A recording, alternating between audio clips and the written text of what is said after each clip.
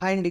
Welcome to creative academy YouTube classes. మనం ఈరోజు MS వర్డ్‌లోని view tab options గురించి చూద్దాం ఈ వీడియోలో. సో, ఈ వీడియోలో మనం ఎంఎస్ వర్డ్‌లో ఉండేటువంటి views, immersive, page movement, show, zoom, window, macros and SharePoint అని డిఫరెంట్ గ్రూప్స్ ఏవైతే ఉన్నాయో ఆ గ్రూప్స్ అన్నిటి గురించి తెలుసుకుందాం. మొదటిగా రీడ్ మోడ్. ఏదైతే రీడింగ్ మోడ్‌లో మనకి ఏదైనా ఇన్ఫర్మేషన్ డిస్‌ప్లే అవ్వాలంటే మనం రీడ్ మోడ్ తీసుకుంటాం. అలానే నార్మల్‌గా ప్రింట్ ఎలా అయితే ప్రింట్ అవుతుందో, ఆ ప్రింట్ చూడాలంటే ప్రింట్ లేఅవుట్‌లో తీసుకుంటాం.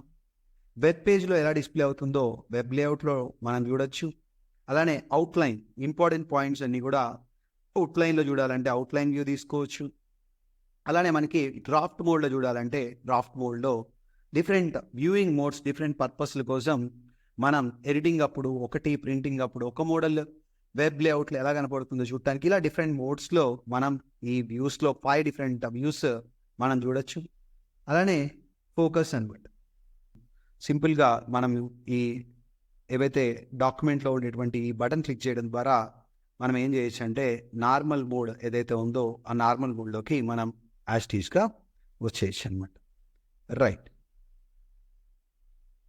Right. Next immersive reader. So, ఏమవుతుంది ఇక్కడ ఫోకస్డ్ రీడింగ్ అనమాట. Immersive reader. So, reading purpose కోసం మనం ఏం చేస్తామంటే ఇలా ఇమర్సివ్ రీడర్ అనేటువంటి ఆప్షన్‌ని మనం ఎనేబుల్ చేసుకోవచ్చు. రీడింగ్ పర్పస్ కోసం మనకి ఈ ఇమర్సివ్ రీడర్ అనేది చాలా యూస్‌ఫుల్‌గా ఉంటుంది. రైట్. సో, ఫోకస్డ్ రీడింగ్ అనమాట. పర్టిక్యులర్ ఇలా దగ్గరగా ఉన్నటువంటి లెటర్స్ కాకుండా దూరంగా ఉన్నప్పుడు మనం చదవడం చాలా సులభం అవుతుంది.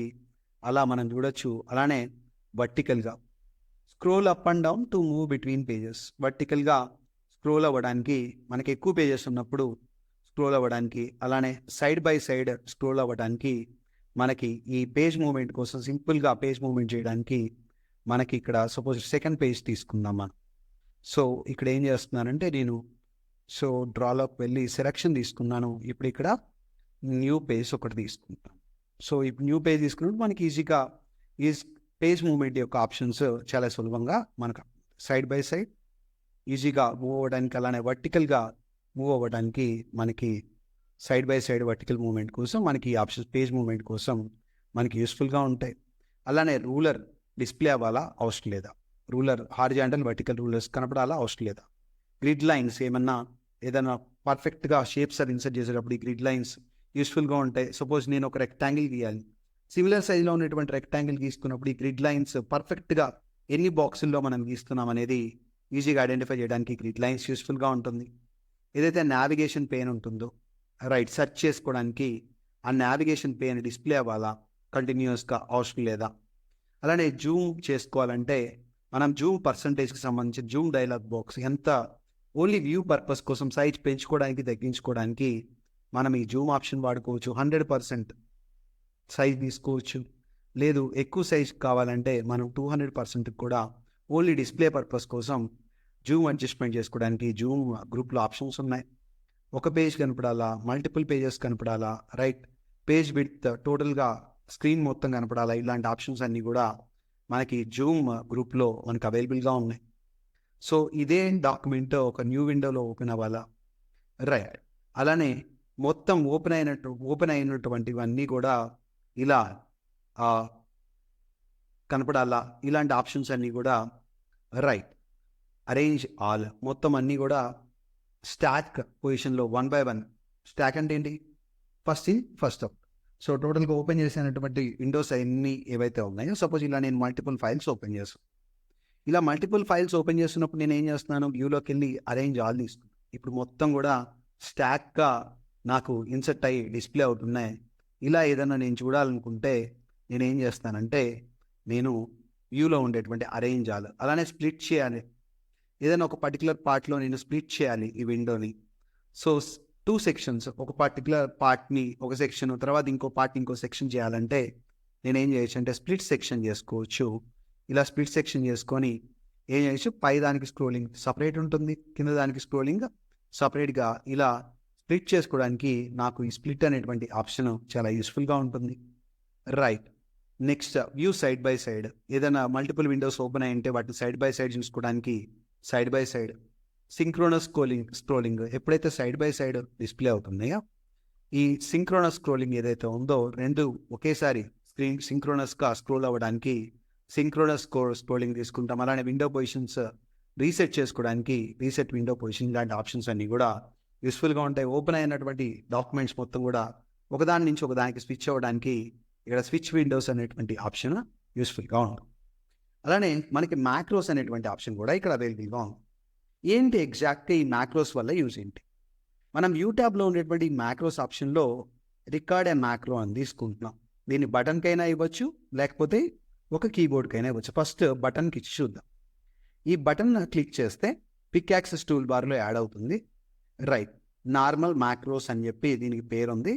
మీరు ఏదైనా మ్యాక్రోస్ యాడ్ చేసుకున్నా ఈ మ్యాక్రోస్ నేను ఓకే చేస్తాను.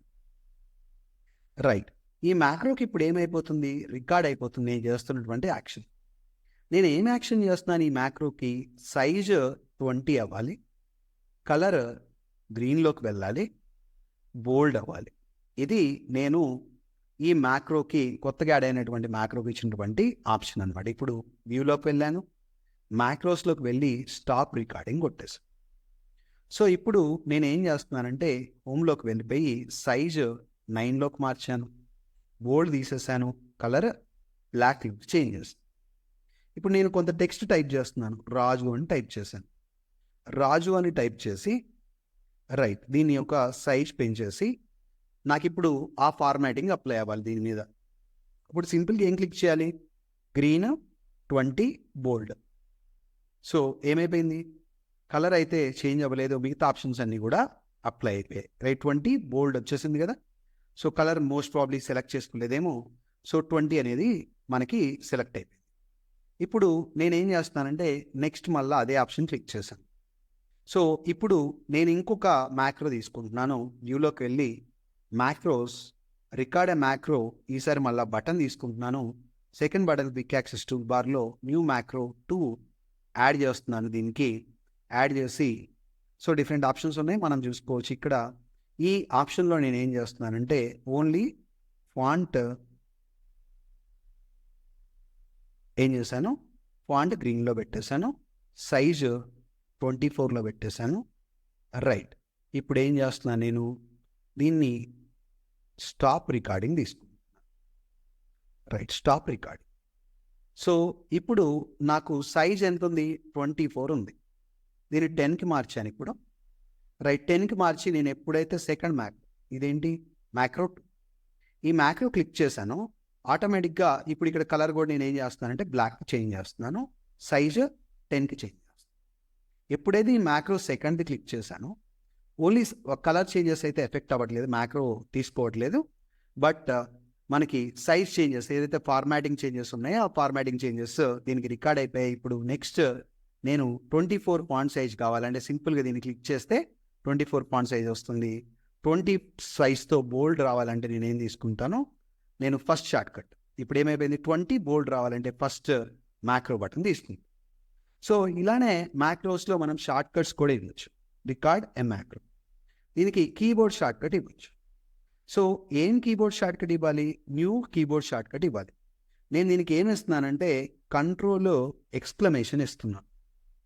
రైట్, ఆల్రెడీ ఉన్నటువంటి షార్ట్ కట్లు ఏం వాడకూడదు, ప్రాబ్లం వస్తుంది. సో కంట్రోల్ ఎక్స్క్లమేషన్ ఇచ్చాను.